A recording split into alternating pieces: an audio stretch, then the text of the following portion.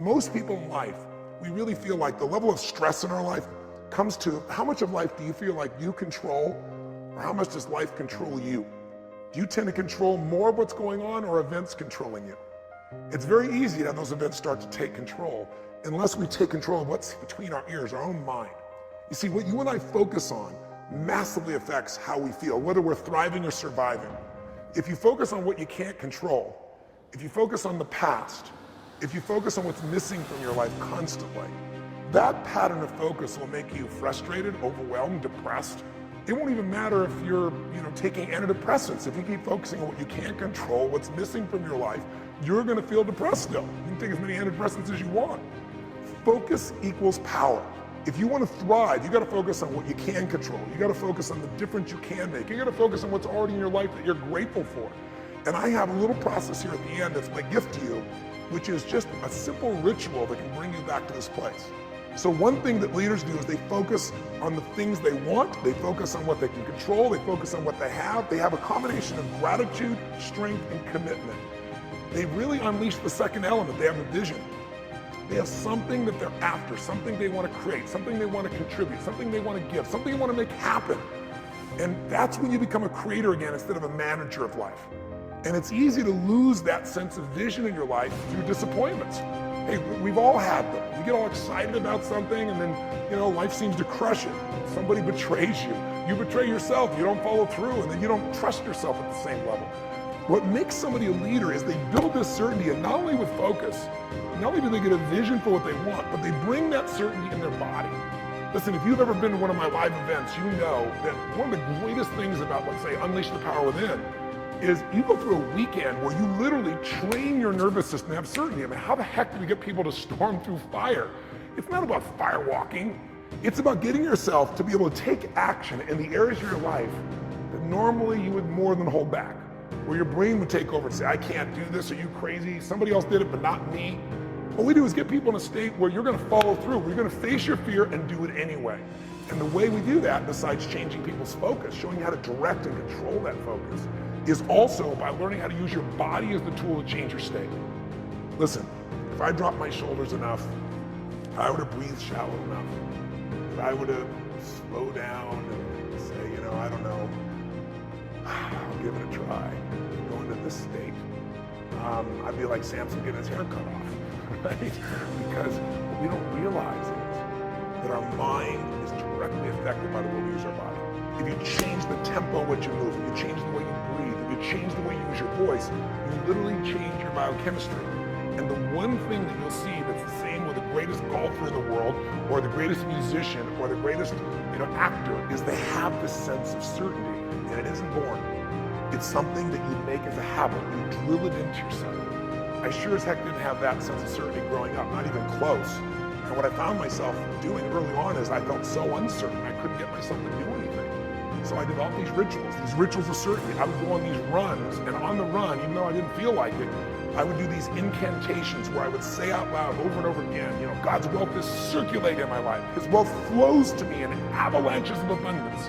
All my needs, desires, and goals are met instantaneously by infinite intelligence.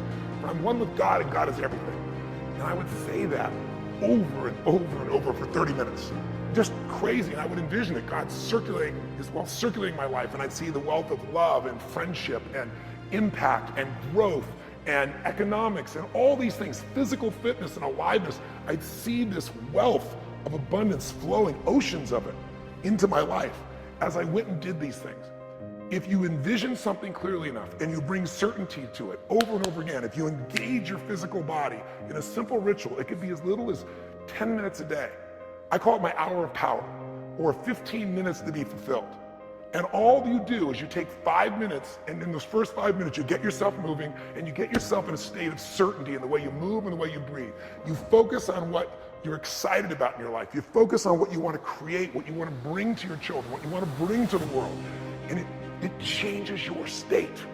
We all know what happens when you're out of state. When you're burnt out, when you're frustrated, when you're overwhelmed.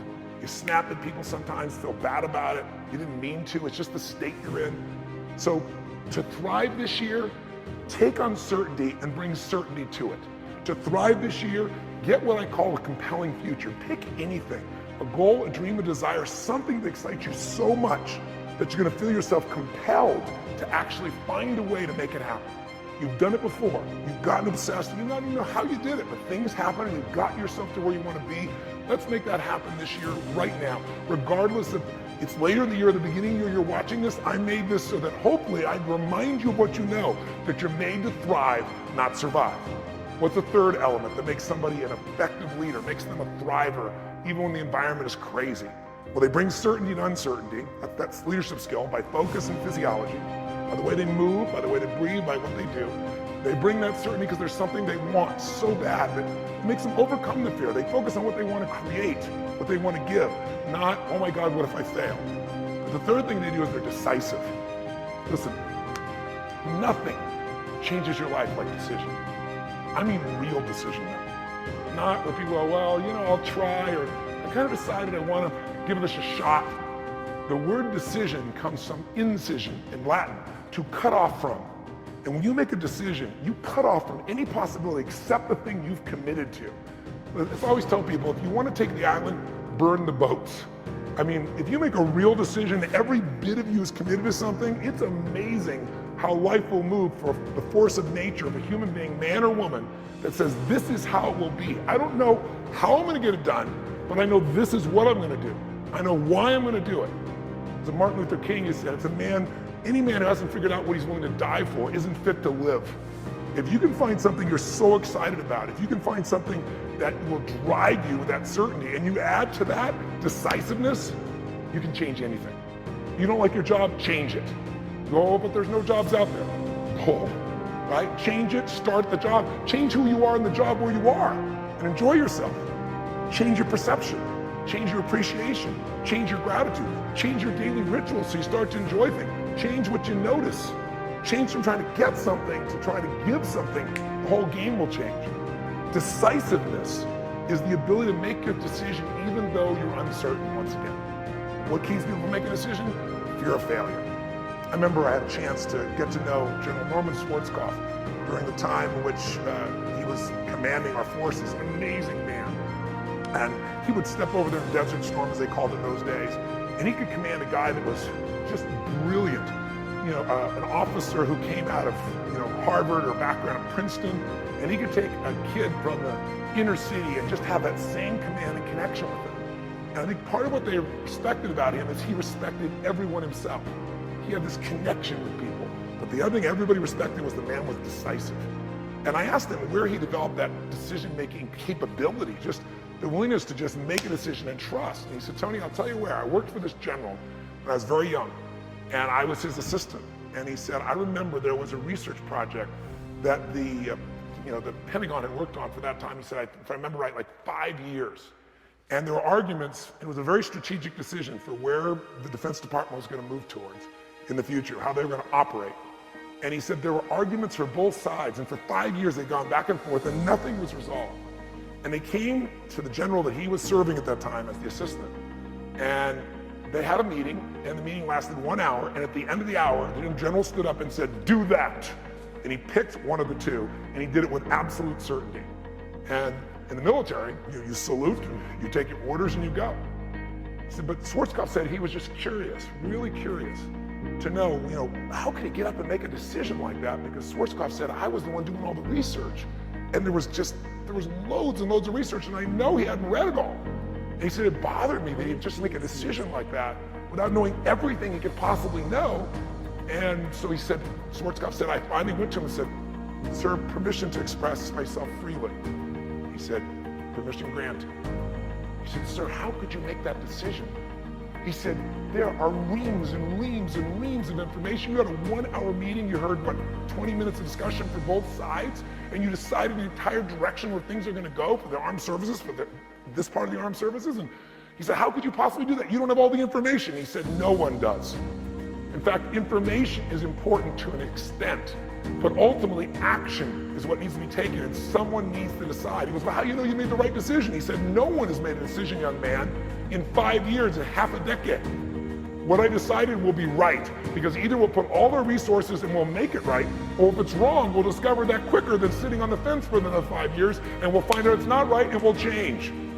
Leadership is making decisions. If you're going to lead your own life, you got to make decisions. And what Schwarzkopf said is he realized rule number one in life is when put in charge, when put in command, take charge.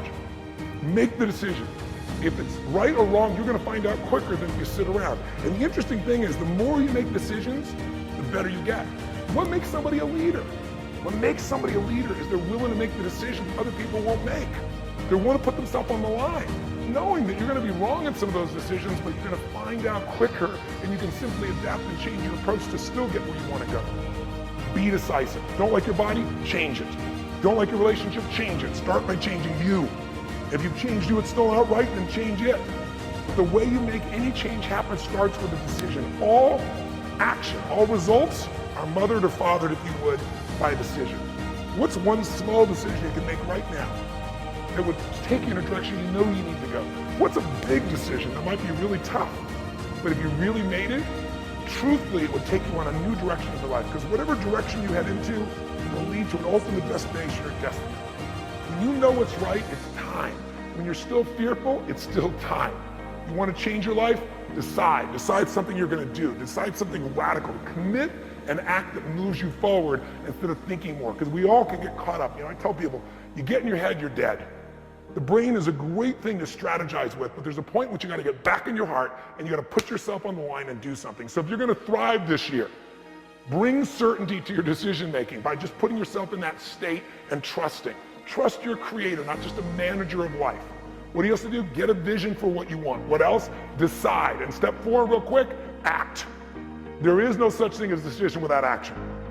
A real decision, you cut up things off and you make it happen. You do something. And I've always found in my life, never leave the sight of making a decision to something that's important without doing something in that moment that commits you to follow through. Take some action in that moment. Because otherwise, here's what happens. You get excited or something makes sense to you, you're passionate about it, and you go, I'm gonna go do this. And then you go home and you get caught up in emails and phone calls and other people needing things from you. And the next thing you know, you're out of state and you don't follow through. Has it happened to you before? I promise you, if it hasn't, it will in the future. People that succeed, when an opportunity is there, they trust. They trust. If I'm gonna thrive, this is here in my life for a purpose. Life isn't happening to me. Life is happening for me. Even this pain or challenge or this opportunity is something I gotta find a way to make use of. I need to make a decision and I need to do something right now to move things forward in the direction of what I really want for my life. Even if I don't know the final destination, I need to move in that direction. I need to take some form of action. Most people have all these visions. Maybe they start to make a little sort of decision. They don't make a real decision because they don't act on it. And if you don't act on it, your ideas, your dreams will die in your mind. They'll die on your lips. And think about it. Most people in North America, around the world, the Western world, are they truly fit, strong, and healthy? Do they truly have a relationship that's totally passionate? Do they love their work? Are they economically free? The vast majority, you and I both know the answer is no. If you want to be like most people, then what you got to do is figure out how to survive. If you want to lead, you got to thrive. And you have that capability, and you're probably already doing it. I'm probably speaking to the choir to some extent. If you're still watching this right now, you can turn me off as a raging maniac who's on a rant, because that's what I am. I'm on a rant right now. A rant to call to your soul to say, no matter how great life is, take it to the next level. Find a way to thrive on the very things that stop other people in the tracks. Thrive on what produces fear inside you and in other people. Thrive on something that you envision that you have a higher purpose for. Thrive by being decisive. Thrive by taking massive action. And if the massive action doesn't work, what you try doesn't work, just simply try something else. And if that doesn't work, try something else. If that doesn't work, try something else until you find what works. Now you can speed that up by modeling, by finding somebody who's already getting the results that you want to get in your life. Somebody who already has lost 30 pounds and kept it off. They aren't lucky, it's been 5 years. Somebody who started with nothing and now they're financially free and their family has an extraordinary quality of life. Why not figure out what they do? Somebody who truly is happy, not because everything's going their way, because they find a deeper meaning and a richness in everything around themselves, whether it be their children or nature or even problems.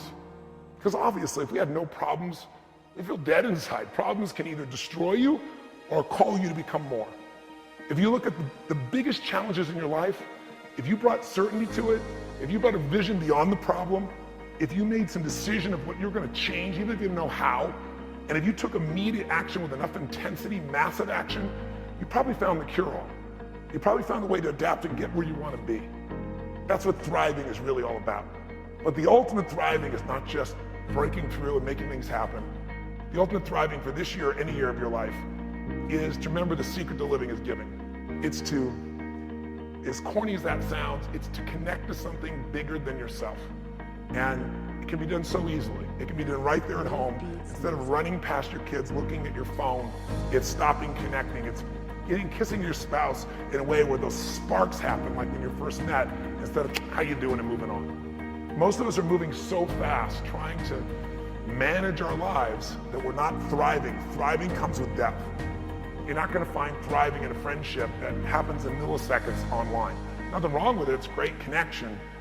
But a depth of a real friendship is not your Facebook friend. It's not the same as being with somebody and actually having your full attention, not while you're monitoring what's going on your cell phone. Just the experience of being with somebody. But contributing your caring, contributing your interest, contributing in a simple way, finding some way to give love, attention, care, joy, or happiness to any human being. It doesn't have to be working in a soup kitchen, but that can be pretty wonderful too. Volunteering an hour in a month, an hour in a week can change a person's life. But it can be outside world, it can also be really on the inside world. If you want to thrive, then you got to remember life's not about me, it's about we. You already know it. It's in your soul. It doesn't matter what words I say. If I'm saying something that's BS, you can feel it. If I'm saying something's true, you can feel it in your heart and soul. And the thing that's true is, we're here for more than just ourselves. And we feel most alive when we're doing something that's beyond ourselves, when there's something where we think that, God, by this interaction, someone's going to feel more loved, somebody's going to feel more lifted, someone who is down is going to get up, someone's going to know that they're cared for. Or I'm going to help somebody physically, food, skills, ability, talent, whatever. Helping a stranger or helping someone you love, help comes from a place where you're abundant and not scarce. So the most important time to help is when you think you need it. So next time you're really feeling down and out, maybe find somebody else who's much worse off, because there's always somebody there if you look around, and see what you can do to help them. And watch what that does to change your entire spirit, psychology, and state. You'll find yourself thriving when you step into a life of meaning beyond you. And ironically, life's about you too. And when you're in that thriving state of growing and giving, in that state of certainty, in that state of a vision of what you want with a sense of purpose, in that state of decisiveness, in that state of action, in that state of giving, all hell can be breaking loose and you're still going to thrive. All hell can be breaking loose and you're having a great time. So next time you're feeling uncertain, remind yourself you're a creator of life, not a manager of circumstances.